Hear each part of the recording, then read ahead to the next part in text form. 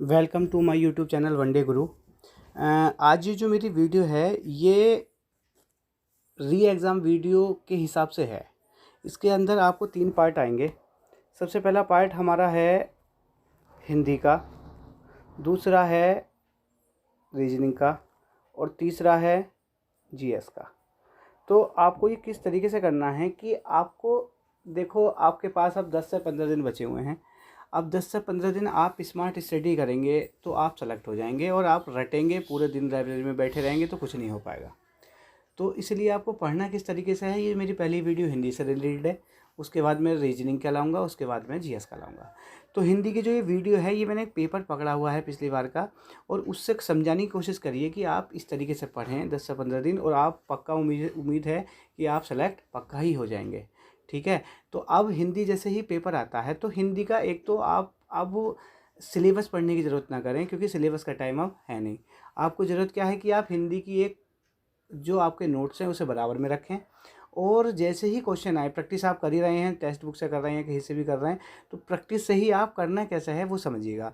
जैसे कि मान लो कोई इसके अंदर आपके हिंदी में लगभग 70% क्वेश्चन आपको वो आएंगे जो आपके याद हैं, लेकिन कहीं ना कहीं आप वो गलत तरीके से याद हैं, या फिर भूल जा रहे हैं, रटे हुए हैं, या ऑनलाइन देखे हैं वो गायब हो गए, तो वहाँ से आप भूल जाएंगे। तो उसके लिए करना क्या है, आपको जो स्टडी करनी है वो आपके जो नोट्स है उसे बराबर में रखें। क्वेश्चन अगर कोई भी सब्जेक्ट का या कोई भी चैप्टर का आ रहा है तो उस क्वेश्चन से उस चैप्टर को पूरा निपटाइएगा। तो आप ये समझिएगा, उस क्वेश्चन ने पूरे चैप्टर को निपटा दिया तो ये समझ लो कि आपका वो चैप्टर बिल्कुल क्लियर। जैसे अगला क्वेश्चन अगले चैप्टर का आएगा तो वहाँ से आप उस चैप्टर को पूरा निपटाइएगा, और कुछ आप स्टडी स्मार्ट तरीके से करें और सेलेक्ट हो जाएंगे, जैसे कि मैं इस पेपर के माध्यम से समझाना चाहता हूँ। देखिए पहला क्वेश्चन इसके अंदर हिंदी में क्या है स्पेशल। हिंदी में 2 पार्ट आपको मेन रोल निभाएंगे। सबसे पहला हिंदी का क्या है, हिंदी का सबसे पहला एक तो लेखन का आएगा, 3 से 4 नंबर लेखन के आएंगे। तो इसकी एक वीडियो में सिंपल 5-10 मिनट के लाऊंगा। लेखन में क्या है कि गिने चुने क्वेश्चन है वो रिपीट हो रहे हैं। दूसरा हिंदी में हमारा है ये रचनाओं का। रचनाओं पे ज़रा फोकस करिए, और ये वो चीज़ें हैं रचना या हिंदी लेखन जो सिलेक्शन देती हैं, क्योंकि बाकी तत्सम तद्भव पर्यायवाची विलोम शब्द और ये सबको सबके याद हैं। ठीक है। तो ये आगे कोई व्यक्ति सोच रहा है कि मुझे इतने सारे तत्सम तद्भव याद हो गए, मेरा सिलेक्शन हो जाएगा, नहीं, क्योंकि वहाँ तक तो सभी को याद है, यानी कि जो स्पेशल चीज़ें हैं वो आपको सिलेक्शन दिलाएंगी। जैसे रचनाएं होंगी, रचनाएं इतनी हैं कि आपने 10 तक छोड़ दी हैं, तो 10 तक छोड़ने के बाद जो अब रचनाओं को पकड़ लेगा, या फिर लेखन संबंधी जो आएंगे 3 से 4 क्वेश्चन उन्हें पकड़ लेगा, समझ लो वो सिलेक्शन हो जाएगा। क्योंकि बहुत माइनर सी गलती आ रही है, माइनर का डिफरेंट है बस नंबर आने वाले में और ना आने वाले में। तो जो है, जो आपको करना है, अब माइनर सा डिफरेंस कैसे होगा, जो आप ये चीज़ें आगे बढ़ाएंगी आपको। ठीक है। तो रचना की एक वीडियो है। रचना में है क्या, रचना बेसिकली इजी आती हैं, लेकिन क्या है कि इतनी सारी हैं कि वो आप इजी छोड़ देते हैं। तो मेरी वीडियो रचनाओं से रिलेटेड रहेगी अगली, वो आपको मैं क्लियर कर दूंगा। जैसे 4 क्वेश्चन आए थे पिछली बार, इस पर चर्चा करते हैं। सबसे पहला क्वेश्चन आया, देखो, अमेंडमेंट। जैसे ये अमेंडमेंट आया के लिए सटीक हिंदी अनुवाद क्या है। जैसे ये अमेंडमेंट आया तो ये किसी चैप्टर में नहीं है, ये वो चीज़ है कहीं ना कहीं आपने न्यूज़पेपर में या फिर टेलीविज़न में ये कहीं ना कहीं देखा है, क्योंकि इंग्लिश यूपी के बच्चों की थोड़ी सी वीक रहती है। तो अमेंडमेंट आप सोचिए कहीं पढ़ा होगा, आपके दिमाग में आएगा, जैसे क्वेश्चन आएगा कि अमेंडमेंट कहीं पढ़ा है, तो आप किसी से लिंक अप करके जोड़ें। अमेंडमेंट बिल आया ना, land boundary bill, amendment bill.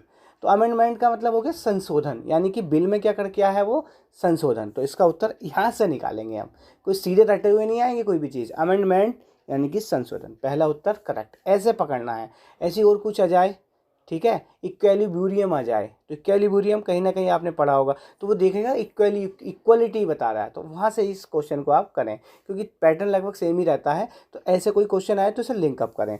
दूसरा सागर मैंने बता दिया, रचनाओं से रिलेटेड आएगा। पिछली बार जो रचनाएं थी वो सिंपल आई थी, लेकिन इस बार जो है रचनाओं के मेरे पास 3 पेज हैं, उसकी मैं वीडियो बनाऊंगा और व्हाट्सअप कर दूंगा, तो वो आप उन 3 पेजों को पढ़ लेना। मुझे उम्मीद है कि वहीं से फंस जाएगी, क्योंकि एक एग्जाम हुआ था फायर पुलिस का, तो वो 4-5 पेजों से ही लगभग सारी रचनाएं आ गई थी। ठीक है। अगला है सूरसागर। तो सूरसागर जैसे ही है तो आप रचनाएं पढ़ेंगे तो सूरदास की हैं सारी, तो सूरदास की सारी हैं, याद कर लें। सूरसागर, सुरसारवली, ये सब किसकी हैं, सूरसागर, सूरदास। तीसरी है रीतिकाल का कवि कौन है। ऐसे ही आपका रीतिकाल आ गया, पिछली बार रीतिकाल आ गया, आपकी बार भारतेंदु युग आ जाएगा, शुक्ल युग आ जाएगा, शुक्लोत्तर युग आ जाएगा, ठीक है, प्रकृतिवादी आ जाएगा। ये सब आपको साथ साथ पढ़ना है इस क्वेश्चन के, यानी कि पूरा युग एक साथ क्लियर करें। जैसे द्विवेदी युग की पत्रिकाएं आ जाएंगी, सरस्वती पत्रिका का संपादन कहाँ हुआ, ठीक है, या फिर काशी में कौन सी पत्रिका का संपादन हुआ, ये सब आपको क्लियर करना है। ये समझिए, ये आपको नंबर दिलाएंगे। तत्सम तद्भव पर्यायवाची सबके याद हैं, ठीक है। तो इसका उत्तर रीतिकाल का कवि फिलहाल कौन है, बिहारी। बाकी जयशंकर प्रसाद निराला, ये सब इसी क्वेश्चन के माध्यम से आपके पास जो नोट्स हैं वहीं क्लियर करें। तो यहाँ की जो आपको तैयारी मिलेगी वो आपको कहीं ना कहीं बहुत पॉजिटिव तैयारी, याद की हुई तैयारी मिलती है, ठीक है। वो भूलते नहीं हैं हम। जब भी कभी क्वेश्चन के माध्यम से कोई क्वेश्चन गलत हो जाए किसी पेपर में, जब उस क्वेश्चन को आप देखते हैं पेपर में आकर ये गलत हो गया, तो वो जीवन भर याद रहता है। तो ऐसी क्वेश्चंस उठाओ और उस पूरे चैप्टर को वहीं क्लियर कर दो। आपके पास 10 से 15 दिन हैं, ठीक है। अब आगे बढ़ते हैं। तो अगला क्वेश्चन, उर्वशी। उर्वशी किसकी है, ये बहुत ही फेमस क्वेश्चन है। उर्वशी है रामधारी सिंह दिनकर, ठीक है। तो इसका उत्तर हो गया रामधारी सिंह दिनकर। ऐसे ही आ जाएगा, प्रकृतिवाद के मेन कवि कौन है, या फिर प्रकृति का सुकुमार कवि किसे कहा जाता है, या फिर अधूरा उपन्यास किसका, प्रेमचंद का कौन सा है। ये सब इंपॉर्टेंट क्वेश्चन है। अगर आपको ये याद है तो समझ लो आप सेलेक्ट हैं, क्योंकि यही नंबर देंगे। मैं बार बार बता रहा हूँ, रचनाओं से ही नंबर मिलेगा। 3 से 4 क्वेश्चन रचनाओं के आएंगे, वो किसी को याद नहीं मिलते, ना ये ऑनलाइन पढ़ाने वाले बताते, क्योंकि उसमें पढ़ाना ज़्यादा पड़ता है, ठीक है। तो इसलिए मेरी उम्मीद ये है कि आप जो है रचनाओं पर फोकस करें, और 3-4 क्वेश्चन तो हिंदी यहाँ से आपको पॉजिटिव यानी कि आगे बढ़ाएगी, ठीक है। अब आगे आते हैं। अब आएगा आपके पास गद्यांश। इस बार सुना है कि 3 से 4 क्वेश्चन गद्यांश में आने की उम्मीद है। 3 से 4 क्वेश्चन, तो 3 से 4 क्वेश्चन में आपको करना क्या है कि सबसे पहले आप जो है क्वेश्चन को पकड़ेंगे। क्वेश्चन का मतलब यह है किससे रहित राज्य, बस इसे अलग से नोट कर लेंगे, किससे रहित राज्य। तो किससे रहित, बस सीधा ऐसे कई सारे क्वेश्चन आएंगे, तो आप उस सब्जेक्ट या ऑब्जेक्ट पर अंडरलाइन करें, ना कि पूरा पैसेज पढ़ें। बहुत से लोग क्या करते हैं, इसे 3-4 बार पढ़ते चले जाते हैं, बार बार पैसेज पूरा पढ़ते हैं, क्वेश्चन भूल जाते हैं। तो इस पर अंडरलाइन करें, किससे रहित राज्य, किस काम का। तो अब जैसे आप इसे पैसेज को पढ़ेंगे तो अपने आप पता चल जाएगा पहली दूसरी लाइन में, अपने प्रियजनों से रहित राज्य। देखो, तो रहित राज्य आ गया, इसे मिलाइएगा अपने प्रियजनों से। तो इसका उत्तर हो गया ये वाला। क्लियर है। मैं जैसे बताना चाह रहा हूँ, इस बार पहले 1 आया था, अब की बार 3 आएंगे। तो क्वेश्चन पढ़ें, उस पर अंडरलाइन करें, फिर निकालें, ना कि पैसेज पढ़ के क्वेश्चन निकालें, क्योंकि टाइम भी वेस्ट होगा। इतना टाइम होता नहीं है, क्योंकि रीजनिंग भी करनी होती है। आगे आते हैं, जगत का अर्थ है। जैसे अगला क्वेश्चन है, जगत का अर्थ है। तो ये वो क्वेश्चन है लगभग सभी को याद है, यहाँ तो कोई ऐसी बात नहीं है, लेकिन बहुत से लोग इसमें भी गड़बड़ी करके आते हैं। तो आपको करना क्या, कैसे है, एलिमिनेटेड मेथड से करना है। जैसे जगत का मतलब समाज तो है नहीं, काट दीजिएगा। तो ऐसे क्वेश्चनों को आपको काटना है, देश नहीं, क्योंकि जगत तो पूरा संसार हो गया ना। तो ऐसे क्वेश्चन याद भी हैं, लेकिन मैं सिखाना चाह रहा हूँ कि ऐसे आएँ तो पहले एलिमिनेटेड मेथड लगाएं। तो जगत का मतलब संसार, तो इसका उत्तर हो गया बी। अगला आता है निष्फल। देखो, ऐसे क्वेश्चनों पे आज फंसेंगे। जैसे निष्फल आ गया, निष्फल, तो निष्फल का मतलब, अब आपको अगर ये टैग वर्ड याद है, आपने अगर सही से स्टडी करी, जैसे नी, कु, सु, ये ऐसे वर्ड हैं। सु अगर कहीं से मिल जाए तो पॉजिटिव साइंस की तरफ जाता है, और कुमानी मिल जाए तो वो निगेटिव साइंस की तरफ जाता है। ऐसी नी का मतलब उसने उसे अपोजिट कर दिया। तो ऐसी चीज़ें अगर आपको याद हैं तो आपको रटने की जरूरत नहीं है। निष्फल यानी कि फल था वो नी हो गया, हट गया। तो यानी कि निष्फल का मतलब क्या हो गया, फलदायी पॉजिटिव है, सार्थक पॉजिटिव है, यानी अधूरा तो है नहीं। तो ये हो गया व्यर्थ, यानी कि निगेटिव साइंस की तरफ। जैसे मेरा एक दोस्त था, उसका नाम था चिरंतन। तो एक किसी पेपर में आ गया उसका कि बताइए चिरंतन का मतलब क्या है, नास्तिक या आस्तिक। तो मेरे दिमाग में आया कि उसका नाम चिरंतन था, तो चिरंतन नाम रखा होगा उसके माँ बाप ने, पंडित ने, तो पॉजिटिव ही रखा होगा। तो मैं उसे याद नहीं था, लेकिन मैं उसके बेस पे उसे आस्तिक लगा के आ गया, तो वो बिल्कुल ठीक निकला। तो ऐसी चीज़ें नौकरी लगाने के लिए काम में आती हैं, ठीक है। तो जीवन में आप इस तरीके से करेंगे। तो आगे बढ़ते हैं। अब अगला है हमारा, तो जो आपका ये क्वेश्चन है, सूखे के खेतों को हरा भरा और प्रफुल्लित करने का अर्थ है। तो देखो, जैसे ये क्वेश्चन आएगा तो इसका मतलब एक ये है कि जहाँ भी खेत दिखाई दें, यदि खेत, या जैसे मैंने कहा आँखों का तारा, तो जिस भी ऑप्शन में ये आएगा आँख, तारा, तो वो कट जाते हैं, क्योंकि उसका बहुत विशेष अर्थ होता है कि आँखों का तारा बहुत प्यारा, ठीक है। तो ऐसे जैसे खेत आया तो इसे हटा दो। तो सूखे खेतों को हरा भरा और प्रफुल्लित करने का अर्थ है खेतों की सिंचाई करना, काट दो। ये खाली मैं इसके लिए नहीं समझा रहा हूँ, जैसे ही क्वेश्चन आएंगे ऐसे जो आपको नहीं पता होगा, थोड़े हार्ड होंगे, तो उसे इसी मेथड से करना है, जीवन को संकट में डालना। तो ये यहाँ से निकाल सकते हैं। हरा भरा का मतलब ये नहीं है, हरा भरा प्रकृति का संकेत है, हरियाली का संकेत है, तो जीवन में खुशी के लिए कहना चाह रहे हैं, वो काट दो, दुख में काट दो, आंसर हो गया ये। अब नेक्स्ट पे आते हैं, निम्न में दीर्घ स्वर क्या है। तो देखो जैसे ये क्वेश्चन आया, तो दीर्घ स्वर आपको पता है, लघु स्वर होते हैं, दीर्घ स्वर होते हैं। तो एक तो आपको ये पता होना चाहिए, क्योंकि मूल वर्ण कितने होते हैं, व्यंजन कितने होते हैं, स्वर कितने होते हैं, मूल में और वैसे अंतर है, ठीक है। तो एक पेपर में ऐसा आया था, आधे लोग लगा के आए, ठीक है, उसने पूछा था कि बताइए मूल व्यंजन कितने होते हैं, तो आधे लगा के आए 39। थोड़ा थोड़ा एक चीज़ और समझ लीजिएगा, नंबर लाने वाले में और ना लाने में सिर्फ थोड़ा सा बारीक सा अंतर होता है, ठीक है। अब आपको याद है कि हमारे पास 52 होते हैं, ठीक है, मूल कितने होते हैं, 39 और 13, ठीक है, 39 व्यंजन और स्वर 13, लेकिन वो मूल नहीं होते। अब जब भी कभी मूल लग जाएगा तो आपको स्पेसिफिक, यानी कि जिसने बहुत थोड़ा सा आगे बढ़ के पढ़ा होगा उसका नंबर आएगा।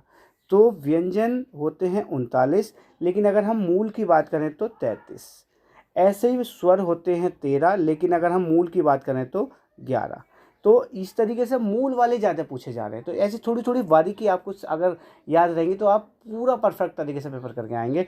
फिलहाल तो उसने पूछा दीर्घ स्वर और लघु स्वर जो होते हैं, लघु स्वर होते हैं ए ई उ री, और बाकी बचे दीर्घ, ठीक है। तो ए ई उ री, अब उसका आप लगा लीजिएगा, बाकी जो बचे वो दीर्घ स्वर है, ठीक है। आगे आते हैं, अगला है अंतःस्थ व्यंजन कौन से हैं। एक चीज़ मैं तुम्हें बता दूं, पेपर में ऐसे क्वेश्चन आएंगे लगभग, अगर 50 क्वेश्चन है तो 30 लगभग सबके याद होंगे, वो 30 क्वेश्चन सबके याद होंगे, लेकिन उन 30 से जो है नंबर नहीं बनेंगे।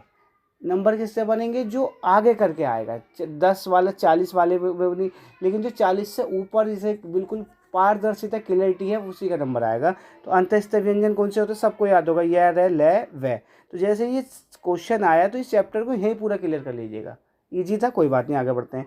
ऐसे ही आता है अल्पप्राण व्यंजन, एक होता है अल्पप्राण, महाप्राण, अघोष, सघोष, देखो ये आ गया, ये कॉमन क्वेश्चन है, लगभग सबको याद है, तो जल्दी से करें और आगे बढ़ें। अल्पप्राण कौन से होते हैं, पहला और तीसरा, तो कै ख ग, ठीक है, पहला तीसरा अल्पप्राण। और घोष और अघोष ये ध्यान रखना ना, घोष के लिए कहता है वो सघोष के लिए कहता है, ठीक है, घोष प्लस सघोष एक ही बात है, ठीक है। तो अल्पप्राण, अल्पप्राण मैंने बता दिया, पहला तीसरा यानी कि कै ख नहीं हो गया, कै ख ग हो गया, ये आंसर हो गया। ऐसी घोष का देखो सघोष के लिए कहना चाह रहा है, यानी कि सघोष का मतलब तीसरा चौथा, कै ख ग घ च छ ज, ये आंसर हो गया। तो ये तो आप कर ही लेंगे, इसमें मैं ज़्यादा टाइम वेस्ट नहीं कर रहा। आगे आते हैं ओष्ठीय वर्ण, ओष्ठीय कौन से होते हैं ये भी आपको याद रखना, ऊ और बड़ा ऊ, तो ये उत्तर हो गया इसका ये वाला, ठीक है, डी। चलिए आगे बढ़ते हैं 14। अब आते हैं 15वें पे। अब जैसे ये क्वेश्चन आया 15वां कि योग ऋण शब्द कौन सा है, तो जैसे ये आया तो आप ये पूरा चैप्टर इसके साथ क्लियर करें। जैसे जैसे आपके पास नोट्स होंगे उनसे क्लियर करें कि संकर शब्द कौन से होते हैं, ठीक है, जो दो भाषाओं से मिलकर बनते हैं संकर शब्द हो गए। रेलगाड़ी क्लियर, जैसे दूध वाला, ठीक है, वो क्लियर भी हो गया इस क्वेश्चन से, और वैसे भी क्लियर। ऋण शब्द कौन से होते हैं, जिसके टुकड़े ना हों। योग ऋण कौन से होते हैं, जिसका तीसरा अर्थ निकले, तीसरा का मतलब जैसे लंबोदर, ऐसी जलज हो गया, ये तीसरा अर्थ निकालेगा, ठीक है। आगे आते हैं महोत्सव। अब ये संधि आ गया, तो संधि जैसे ये क्वेश्चन आया तो आप संधि की जो मोटी झोटी बातें हैं यहीं क्लियर कर लें, खासकर व्यंजन संधि, क्योंकि स्वर संधि तो लगभग सभी को याद है, व्यंजन संधि और व्यंजन संधि से ज़्यादा संभावनाएं रहती हैं। तो आप संधि को इस क्वेश्चन से क्लियर करें, तो इस तरीके से थोड़ा कोशिश करेंगे तो मुझे उम्मीद है कि आपकी तैयारी बेटर होगी, द बेस्ट होगी। तो महोत्सव का मतलब महा प्लस उत्सव, सबको पता है। एक चीज़ मैं बता दूँ, संधि में ये सब लोग कर लेंगे, लेकिन जो लास्ट के टैग वर्ड होते हैं वो आपको विशेष ध्यान रखना है। जैसे दोनों अर्थ निकलते हैं, महा प्लस उत्सव में है कोई वर्ड नहीं है, छोड़ देंगे, महा है, ठीक है। अब उत्सव कैसे लिखा जाता है, बस आपको इस पे चर्चा करनी है। उत्सव अगर अब जैसे आया जगदीश, तो अब आपको जगत तो पता ही है, अब ईश ऐसे लिखा जाता है, ये छोटी की बात लगती है, सिर्फ आपको यहाँ देखना है, ठीक है। तो उत्सव कैसे लिखा जाता है वो आपका यहाँ से क्लियर हो जाएगा, महा प्लस उत्सव। तो संधि में ज़्यादा लंबा चौड़ा पढ़ने की कोई आवश्यकता नहीं है, कि घंटे की क्लास कोई ज़रूरत नहीं है। आप जो लास्ट में लिखे कैसे जाते हैं उस पर फोकस करें, ठीक है। ऑप्शन वो दी गई। आगे आते हैं बैलगाड़ी में समास। तो बैल की गाड़ी तत्पुरुष समास आपने पढ़े हैं, तो समास यहीं क्लियर कर लें, द्वंद्व कौन सा अर्थ होगी। तो बार बार ऐसे रिवीजन करेंगे तो आपकी तैयारी द बेस्ट हो जाएगी, ठीक है। क्वेश्चन से रिवीजन होता है, ना कि पहले चैप्टर पढ़ कर रिवीजन नहीं, क्वेश्चन से आप पूरा वहाँ फाइनल कर लीजिएगा। आगे आते हैं, नेक्स्ट क्वेश्चन हमारा है अब 17 हो गया। आगमन में उपसर्ग है, तो उपसर्ग होता है पहला वाला, सबको पता है तो इस पर ज़्यादा चर्चा नहीं करूँगा। तो आ यानी कि उपसर्ग का मतलब पहला और पीछे का अर्थ निकले, तो आग नहीं, तो फिर मन रह गया, आ प्लस गमन, गमन मानी जाना, तो उत्तर हो गया आ, ए ऑप्शन। आगे आते हैं अब रसोईया में ईया हो गया। ऐसे ही कौन सा शब्द तत्सम है, आइए यहाँ पे चर्चा करते हैं थोड़ी सी लंबी सी। जैसे ये तत्सम तद्भव आए तो मैं बता दूं आपको, थोड़े से ये वर्ड हैं, ये जहाँ भी आ जाएं, क्योंकि ऐसा वर्ड क्या है कि कुछ हमें अपने तरीके से भी पढ़ना होगा ना। अब हर चीज़ें रटते रहेंगे तो नहीं चलेगा, कुछ उसकी सोच कुछ। तो अब जैसे ये है आधा तय, जहाँ भी आ जाए तत्सम, व जहाँ भी आ जाए, छ जहाँ भी आ जाए, ये जहाँ भी आ जाए, आधा से जहाँ भी आ जाए, त्रय आगे क्रय, ये जो वर्ण हैं, अगर ये आधा शय, ये वाला से और ये ण, ठीक है, ऋण हो गया श्रेय, और ऊपर जिसके ये लगा होता है ये सब तत्सम की तरफ इशारा करते हैं, ठीक है। जो संस्कृत से लिए गए हैं वो तत्सम है। आधे तो नहीं पढ़ रखा, लेकिन उससे काम नहीं चल जाता, कहीं ना कहीं हम गड़बड़ी कर लेते हैं। तो ये टैग वर्ड अगर आपके याद हैं तो आप तत्सम तद्भव में बिना रटे बिना भूले एकदम कर लेंगे। अब देखेंगे, जैसे ये आ गया, बताइए तत्सम शब्द जो संस्कृत का लगे, आधे ने ये बता रखा, लेकिन नहीं, हमें यहाँ से देखना है। तो देखो क्षेत्र हो गया इसका तत्सम, देखो ये 6 आ गया ना, बस यहाँ से देख लेंगे आंसर। ऐसी तद्भव कौन सा है, तो देखो ये रे आया हुआ है, ये मैंने यहाँ बताया तत्सम की तरफ जा रहा है। अब ये आ रहा है तुम्हारा व, कहाँ था ये व आ रहा है, तो यो वन व किसकी तरफ आएगा, तत्सम की तरफ। स्थान आधस्य आ रहा है, किसकी तरफ जाएगा, तत्सम की तरफ। तो कौन सा बचा, जी। तो अब इन वर्डों से आप तत्सम, बाकी जो बचा है वो तद्भव। क्लियर, आगे बढ़ते हैं। देशज शब्द कौन से हैं, अब आते हैं देशज। देशज का मतलब है जो देश में ही उत्पन्न हुए हैं, ठीक है। जैसे जो हम बेसिकली गांव में भी बोल देते हैं, जो कहते हैं ना कि लैंग्वेज बड़ी ख़राब है, तो वो देसी लैंग्वेज थी, लेकिन देसी इसमें भी मज़ा है, इसलिए वो आपको पता है। जो आप बेसिकली गांव देहात में एक वैसे कस्बे में बोलते हैं वो देशज शब्द होते हैं। जो एटीट्यूड वाले शब्द होते हैं वो इंग्लिश वाले होते हैं, ठीक है। फिलहाल जैसे कटोरा, तो कटोरा क्या हो गया तुम्हारा, देशज शब्द। क्लियर, आगे आते हैं। अब कौन सा विदेशी है, तो विदेशी आप बिल्कुल क्लियर कर देंगे, मयूर संस्कृत का है, नहीं चलेगा, देशज में आएगा।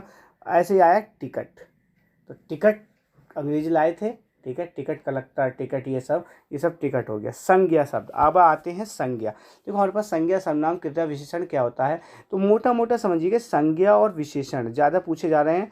तो संज्ञा उससे कहते हैं जो भी नाम सा दिखाई दे, ठीक है, या जहाँ से क्वेश्चन निकल के आए।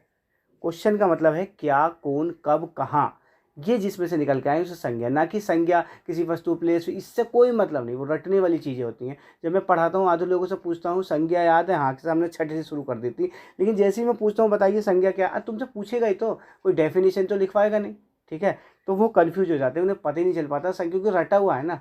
तो संज्ञा वो चीज़ है जहाँ से क्वेश्चन निकल के आए, और विशेषण वो चीज़ है कि संज्ञा के पहले जो आ जाए वो विशेषण होता है, वो चेक करके देखते हैं। जैसे हरा, हरा उसके आगे कुछ जोड़ कर देखो, जो जम है, अब मैं तुम्हारी भाषा में सिखाना चाह रहा हूँ, जमे, जमे का मतलब जो हम डेली बेस में बोलते हैं। हरा रंग, देखो जम रहा है, तो रंग तो हो गया संज्ञा, और उसकी विशेषता क्या है, हरा, यानी कि वो हरा है, तो ये विशेषण हुआ, काट दो। पतला लड़का, तो लड़का तो एक नाम है, पतला क्या क्या लड़का, तो ये हो गया तुम्हारा विशेषण। सभा हो गया संज्ञा। गहरा पानी, गहरा पानी, गहरा पानी क्या हो गया, गहरा पानी हो गया, यानी कि पानी कैसा, गहरा, तो गहरा क्या हो गया विशेषण, तो उत्तर क्या हुआ, सभा। सभा में सभी लोग उपस्थित हुए, अब चेक करते हैं कहाँ उपस्थित हुए, सभा में, तो जहाँ से क्वेश्चन निकल के आए वो होती है संज्ञा। अब आते हैं सर्वनाम में, जैसे नींद, अब देखो सब चेक कर लो, तो विशेषण वो चीज़ जो संज्ञा से पहले आए, विशेषता बताए। अब जैसे आता है तुम्हारा सर्वनाम, नींद क्या हो गई, अब अपने आप छाटेंगे, खाली ये नहीं क्वेश्चन निकालना है। नींद, नींद, उसे बहुत नींद आती है, उसे क्या आती है, बहुत नींद, तो ये हो गई संज्ञा। उसका रोग बड़ा पुराना है, उसका क्या पुराना है, रोग, तो क्वेश्चन निकल के आ रहे हैं ना, तो सब संज्ञा है। सफाई, उसने बड़े अच्छे ढंग से सफाई की, तो बड़े अच्छे ढंग से क्या की, सफाई, तो क्या किसके लिए आया, सफाई, ये भी संज्ञा। तो कौन, क्या, कौन, कब, कहाँ, ये सब प्रोनाउन को रिप्रेजेंट करते हैं, तो उसका उत्तर हो गया कौन। आगे आते हैं विशेषण। इसमें क्या टाइम नहीं वेस्ट नहीं करना कि इसमें लगे पड़े, इतने टाइम जीएस में लगाओ ना, ये तरीके सीख के, ठीक है। विशेषण मैंने पहले ही बता दिया, विशेषण यानी कि जो संज्ञा से पहले आए और हम उसके आगे संज्ञा जोड़ के देखो, जैसे लड़कपन, बचपन, बचपन, बचपन बीता, लड़कपन, अब अपने आप समझ जाओ, वह बहुत ही लड़कपन करता है, उसका बचपन, उसका क्या, बचपन, उसका लड़कपन बड़ा बेकार है, उसका क्या बेकार है, लड़कपन, काट दो। कठोरता नहीं, उसमें कठोरता आई, उसमें क्या आई, कठोरता, काट दो। उसे घबराहट हुई, उसे क्या हुई, सब क्वेश्चन जिसके लिए आए वो सब नाउन। उचित व्यवस्था, उसने बहुत उचित व्यवस्था क्या रखी थी, उसने बहुत क्या कर रखी थी, व्यवस्था, और उसकी विशेषता क्या थी, वो उचित थी, तो यानी कि इसे किसने रिप्रेजेंट किया, विशेषण को। तो अब यहाँ टाइम भी बचा, इस तरीके से अगर आप पढ़ेंगे मुझे उम्मीद है सेलेक्ट जरूर हो जाएंगे। अगले क्वेश्चन पे आते हैं। अगला क्वेश्चन हमारा प्रेरणार्थक क्रिया। अब देखो जैसे ही ये क्वेश्चन आया क्रिया का, तो हम करेंगे क्या, इस क्रिया को यहीं फाइनल कर लेंगे। जैसे प्रेरणार्थक क्रिया किसे कहते हैं, यानी कि जिसमें आना वाना आ जाए। आना का मतलब फर्स्ट प्रेरणार्थक, आना वाना फर्स्ट में आना फर्स्ट में आता है और सेकंड में आता है वाना, ठीक है। तो देखो अब आना वाना है, सही याद रखना है, बस ऐसी चीज़ें इतनी तो याद रह सकती हैं। तो आना वाना, अब आना उठना नहीं है, आना चमकना नहीं, गिराना, देखो ये आ रहा है ना, गिर प्लस आना, गिर धातु में आना जुड़ गया, इसलिए कौन सी होगी, प्रेरणार्थक। अब जैसे आपने ये तो कर ली प्रेरणार्थक, इसके साथ जो है उन्हें भी यहीं क्लियर करो। जैसे यौगिक धातु क्रिया कौन सी होती है, यानी कि जिसमें रोना धोना आ जाए। नाम धातु किसमें होती है, यानी कि संज्ञा में प्रत्यय लग जाए, जैसे लठी याना। ऐसी पूर्वकालिक कौन सी होती है, एक समाप्त करके दूसरी है, जैसे राम खाना खाकर सो गया, तो खाना खाकर खाया खाया और सो गया। ऐसी अकर्मक सकर्मक कौन सी होती है, ठीक है। तो यानी कि जिसमें क्या निकल के आए वो सकर्मक, राम खाना खाता है, राम क्या खाता है, खाना, ठीक है। और जिसमें वह बहुत रोता है, वह क्या है, नहीं आ रहा ना, तो वह वो आ जाएगी अकर्मक। तो ये पूरा चैप्टर यहीं पे क्लियर करें, तो मुझे फिर ये पूरा चैप्टर क्लियर, ऐसे अगले साइड में लगाएंगे तो वहाँ भी ऐसी करें, तो वो आपके बिल्कुल स्थायी ज्ञान हो जाएगी। जैसे रैम और रोम होती है ना, रैम लाइट ख़त्म होने के बाद गायब, और रोम वो लाइट ख़त्म होने के बाद भी, जाने के बाद भी रहती है। ऐसे ही क्वेश्चन से ऐसे करें, मुझे उम्मीद है अच्छी तैयारी होगी। आगे आते हैं, अव्यय क्या होता है। अव्यय वो चीज़ है जिसमें कोई परिवर्तन ना किया जा सके, तो इसका उत्तर हो गया ठीक। पक्षी का पर्यायवाची, ये लगभग सभी को याद है, कॉमन क्वेश्चन है, तो पक्षी का विहग। मैं इसमें ज़्यादा टाइम नहीं लूँगा। इसकी भी है, जटिल का विलोम बताइए। अब जटिल का मतलब टेढ़ा नहीं हो सकता, कुटिल, कठिन, सरल हो गया, जटिल का सरल। आगे आते हैं, अब अगला क्वेश्चन है, जो देने योग्य हो दे। ये वो क्वेश्चन है जो 30 वाले हैं, जो सबको याद होंगे, ठीक है। दिन का, दिन मानी दिवस, दीन मानी दुखी, सबको पता है। अनेकार्थक शब्द बताइए, कौन सा शब्द अनेकार्थक है, जिसके अनेक अर्थ हैं। साहस, पुस्तक, अंबर के हो जाएंगे, ठीक है। ऐसे शुद्ध वर्त नहीं आएंगे, परीक्षा, ये आप डेली लिखते हैं, वही वर्ड आएंगे जो आपने कहीं ना कहीं लिख रखे होंगे, लेकिन मुझे उम्मीद है कि परीक्षा भी बहुत लोग गलत लिखते हैं, ये वाली मात्रा चढ़ा देते हैं, ठीक है। तो ये तो आपको पता ही है, ज़्यादा टाइम नहीं लगाना इसमें। आगे आते हैं, दृष्टि से अशुद्ध है, ये सारे ही शुद्ध हैं। आगे आते हैं, अधिकरण कारक का परसर्ग, में पर, में पे पर, ठीक है, ये हो गया। आगे आते हैं पुल्लिंग शब्द, जैसे यहाँ आए तो पुल्लिंग देखो कैसे छाटना है इसकी। कोई अब 4 पेपर लिखाए हुए थे, लेकिन फिर भी नहीं कर पाए एक व्यक्ति, तो इसलिए मेरा ये कहना है कि पुल्लिंग और स्त्रीलिंग उससे सेंटेंस बना के सीखें। जैसे घटना घटी, वहाँ बालासोर में बहुत बुरी घटना, घटा नहीं घटी, तो यानी कि ये स्त्रीलिंग हो गया, ठीक है। उसने क्षमा किया, उसे क्षमा, मुझे क्षमा किया, ये हो गया। क्षेत्रफल या क्षेत्रफल बात एक ही है, क्षेत्रफल का दृष्टि से, ये क्षेत्रफल की दृष्टि से। तो देखो ये स्त्रीलिंग हो गया। रीतियाँ चली आई, रीतियाँ चला आया नहीं। तो इस तरीके से निकालना है, ना कुछ चैप्टर पढ़ना ना कुछ करना है, उस सेंटेंस को बना के देखें। सूरज पश्चिम से निकलती नहीं, निकलता है। क्लियर। आगे आते हैं स्त्रीलिंग पे। अब आगे है स्त्रीलिंग छाटेंगे। दुख, ठीक है, गरिमा, लेख स्पर्श किया, उसने मुझे स्पर्श किया ना कि की, ठीक है। लेख लिखा गया ना कि लिखी गई। गरिमा दुख, उसे बहुत दुख हुआ ना कि हुई। गरिमा बहुत ज़रूरी है ना कि ज़रूरा है, ठीक है। गरिमा या और कुछ बना दो, अपने आप सोचो, कोई दिक्कत नहीं है। गरिमा का ध्यान रखो, तो वो ध्यान के लिए आ रहा है। सेंटेंस पर प्रभाव भी उस पर पड़े। गरिमा बनाई, उसने अपनी बहुत अच्छी गरिमा बनाई ना कि बनाया। तो उत्तर हो गया ये। इस तरीके से देखो टाइम भी बचा, ना कुछ याद करना, इतना समय उधर देंगे। आगे आते हैं। अब नेक्स्ट क्वेश्चन है सदैव बहुवचन में प्राण दर्शन, ये आपको पता है जैसे, ठीक है। इसके बहुवचन हमेशा, जैसे मुझे भगवान के दर्शन हुए, ना कि हम ये नहीं कहते हुआ, ठीक है, ठीक है। ये हो गया। अब आगे आते हैं भूतकाल।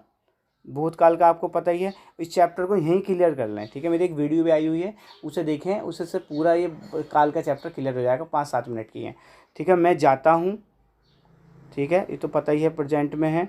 राम घर गया था, बस ये हो गया, सिंपल है। बहरहाल इसकी पूरी है, इस बार थोड़ा बड़ा करके आएगा, पूर्वकालिक या अभूतपूर्व, ये सब मेरे वीडियो आई हुई है, क्योंकि टाइम नहीं है इसलिए उस वीडियो को पूरा देखें, पूरा चैप्टर वहीं से क्लियर हो जाएगा, कभी दिक्कत नहीं आएगी, शॉर्ट ट्रिक उसमें है। आगे आते हैं भाव वाच्य। तो कृत कर्म भाव, तो ये जैसे ये चैप्टर आया कृत कर्म भाव वाच्य का आया, तो इसे यहीं पे क्लियर कर लें। जैसे 3 तरीके के वाच्य होते हैं, कृत कर्म भाव। तो देखो सबसे पहले कृत वाच्य है। अब कृत का मतलब लंबी चौड़ी डेफिनेशन पढ़ने की कोई आवश्यकता नहीं है, यानी कि जिसमें से क्या या कौन निकल के आ जाए वो होता है कृत वाच्य। और जिसमें से के द्वारा आ जाए, यानी कि जैसे लेख लिखा गया, ठीक है, यह गाना गाया गया, तो किसी के द्वारा गाया होगा, तो वो हो गया कर्म। और जिसमें से क्या और कौन, राम पुस्तक पढ़ता है, राम क्या पढ़ता है, पुस्तक।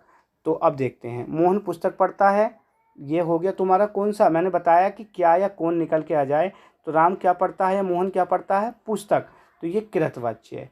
श्याम पत्र लिखता है, क्या लिखता है, कृतवाच्य। पत्र लिखा जाता है, देखो, तो के द्वारा जिसके लिए आया तो वो होता है तुम्हारा कर्मवाच्य। तो ये कर्म, ऊपर के 2 कृत, मोहन से बैठा नहीं जाता, यानी कि जिसमें से ने आ जाए या को आ जाए, तो ये मोहन से बैठा नहीं जाता, भाव व्यक्त हो रहा है, वो हो गया तुम्हारा भाववाच्य, यानी कि उसे कोई दिक्कत है, परेशानी है, तो ये चैप्टर मात्र 1 मिनट में यही फाइनल हो गया। अब किसी अगले साइट में आएगा तो वहाँ भी तीनों को रिप्रेजेंटेशन करें, रटे नहीं कि खाली क्वेश्चन नहीं करना, हमें आगे के लिए बढ़ना है। आगे आते हैं मिश्र वाक्य। अब आते हैं वाक्य पर। वाक्य हमारे इस जैसे ये क्वेश्चन आया, इस वाक्य को भी यहीं फाइनल करो। जैसे होते हैं सरल वाक्य है, ठीक है, संयुक्त वाक्य, मिश्र वाक्य है। तो छोटी सी टैग वर्ड याद रखो ना। सिंपल वाक्य सबको पता है, राम खाना खाता है, बस। अब और, एवं, किंतु, परंतु जिसमें आ जाए वो कौन सा होता है, संयुक्त वाक्य है। इतना, उतना, की, ये सब किस में आएगा, तुम्हारा कोमा, ये सब आएगा जब तब, ये हो जाएगा मिश्र वाक्य में। तो ये आंसर ये हो गया। क्लियर। तो ये तुम्हारे पास नोट्स भी होंगे, लेकिन तुम्हें करना क्या है, नहीं होंगे तो मेरे पास हिंदी की PDF है, मुझसे ले सकते हैं। बहरहाल इस तरीके से पढ़ना है पेपर, ठीक है। आगे आते हैं। अगला क्वेश्चन है हमारा विराम चिन्ह। ये सबको पता है, मैंने विद्यालय जाना है, ये गलत हो गया, मैंने, मुझे नहीं, क्लियर हो गया। विद्यालय जाना है, मैंने नहीं, मैंने आ ही नहीं सकता। अब जैसे ये आया मैंने नहीं, ये सब तुम्हारे प्रोनाउन से आया है, वो PDF है, उसमें से आप क्लियर कर सकते हैं, ठीक है। आगे प्रश्न चिन्ह कौन सा है, ये पता ही है, ज़्यादा टाइम नहीं लगा रहे। आसमान फट जाना, अब देखो मैंने ये पहले भी आया था, ये आएंगे। आसमान फट जाना, जैसे ये सवाल आया, जिसमें भी आसमान होगा उसे काट देंगे, फटना होगा काट देंगे। अब आसमान फट जाना ही तो सिंपल है, आपको पता ही है, अचानक आफत पड़ना, ठीक है। बेचारा उसे पता ही नहीं था कि उसे ये भी नहीं पता कि बारिश होगी नहीं होगी, एकदम से बारिश आ गई, सारी फसल नुकसान, तो अचानक आफत पड़ जाना। सिंपल था, कोई नहीं। आगे स्वावलंबी होने के लिए सही मुहावरा, स्वावलंबी बताओ। पोबारा होना, पानी फेर देना, पैरों पर खड़ा होना, फुक फुक पर पैर रखना, तो इसका हो गया ये। ठीक है, आगे आते हैं। अब नेक्स्ट क्वेश्चन है, बोए पेड़ बबूल के आम कहाँ से होए। तो जहाँ बबूल आएगा उसे काट देंगे, पेड़ आएगा काट देंगे, यानी कि जिस तरीके से आप जैसा कर्म करोगे वैसा फल मिलेगा। इजी था, कोई बात नहीं। नेक्स्ट पे आते हैं, लाभ ही लाभ अर्थ के लिए सही लोकोक्ति। तो लाभ ही लाभ के लिए 5 उंगलियां घी में, ये सब पता है, ज़्यादा टाइम नहीं लगा रहे। मूल बात की व्याख्या के अनुसार अनुवाद कहलाता है व्याख्यानुवाद। ब्रज हिंदी की किस उपभाषा के अंतर्गत आता है। जैसे ये सवाल आया, देखो भाषा कितनी होती हैं, 22 भाषा। बोलियाँ कितनी होती हैं, 17 + 1 18। उपभाषा कितनी होती हैं, 5। अब जैसे ये चैप्टर आए, यहाँ से आएगा 1 या 2 नंबर का, ध्यान रखना, इसे बिल्कुल क्लियर कर लें। जैसे सवाल पश्चिम हिंदी में कौन सी आती है, पश्चिमी में, तो ये सब यहीं फाइनल करें। पश्चिमी में आती है बुंदेली, खड़ी बोली, ब्रज भाषा। तो याद रखेंगे, मैं पूरा 100% के साथ कह रहा हूँ कि यहाँ से आना ही है क्वेश्चन। तो पश्चिमी हिंदी में बुंदेली, खड़ी बोली, ब्रजभाषा। पूर्वी जरूर आती है, बहुत फैशन में है। पूर्वी में अवधी, वघेली, छत्तीसगढ़ी। आगे क्या है, राजस्थानी में तुम्हारी मारवाड़ी, मालवी, मेवाती, जयपुरी। ठीक है, और बिहारी में भोजपुरी, मैथिली, मगही। थोड़ा टाइम का अभाव है, PDF ले लेना, सब फाइनल हो जाएगा, उसमें लिखा हुआ है। अब ये सार तुम्हारे पूरे हिंदी का पेपर इस तरीके से करना है। मैंने पहले ही बता दिया है, रचना पे और लेटर पे विशेष ध्यान रखें, जिसकी वो अच्छी होगी वही आगे जाएगा, क्योंकि ये सबको लगभग हिंदी पढ़ते पढ़ते बहुत समय हो गया है और ये सब कर ही लेंगे। लेकिन रचना, स्पेशल रचना विशेष ध्यान रखें, क्योंकि रचना 7वीं में 10वीं में आपने छोड़ दी होंगी। तो रचना और लेखन वाले जो आने क्वेश्चन, वो अगर जिसके वो मजबूत हैं वही सेलेक्ट हो पाएगा, बाकी सबके कुछ नहीं हो पाएगा। इसलिए उस पर ज़रा विशेष ध्यान रखें। अगली वीडियो में उसी की लाऊंगा। ठीक है, दैट्स ऑल। जय हिंद, जय भारत।